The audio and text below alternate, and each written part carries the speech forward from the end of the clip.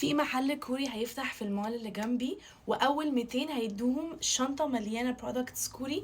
فانا هروح دلوقتي اشوف لو ممكن الحق اكون من اول 200 يقفوا في اللاين. الساعه دلوقتي 9 الصبح، المول بيفتح 10، محل هيفتح 11. يلا بينا. دخلت المول لقيت المحل فاضي، اتخضيت قوي. قالوا لي لا هو الكيو بره، فانا بقى رايحه اشوف الكيو عامل ازاي. شايفين كميه الناس اللي مستنيه يا جماعه؟ بجد الناس هنا من الساعه 5 الصبح. المول بيفتح 10، ما كنتش عارفه ان احنا اصلا ممكن نيجي الساعه 5 الصبح. كنت جيت يا جماعه، انا مش مصدقه بجد. قالوا لي انت هتستني من 7 ل 8 ساعات. 7 ل 8 ساعات، فاهمين يعني ايه؟ دخلنا من اللاين اللي بره اللاين اللي جوه. يا جماعه في ناس كانت بايته هنا.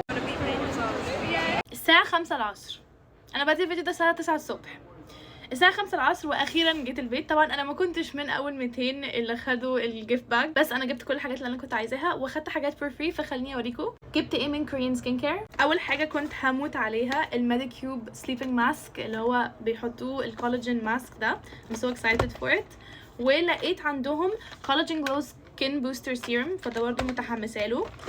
عارفين الماسكس اللي بتتحط على الوش وبعدين بيناموا بيها وبيصحوا يكونوا ترانسبيرنت؟ جبتهم وهجرب واحد معاكم النهارده. جبت روزماري روت انهانسر، حاجه للروتس بتاعت شعري، وجبت دي عشان اسبريد بيها الماسكس. ده ديلي مويسترايزر خدته فور فري، وده هير اويل ريحته حلوه قوي برضو خدته فور فري، ودي اندر اي ماسكس برضو خدتها فور فري. انا وقفت توتال 7 ساعات. was it worth it؟ لا خالص، وعمري في حياتي ما هعمل الموقف ده تاني، بس ادينا اتعلمنا.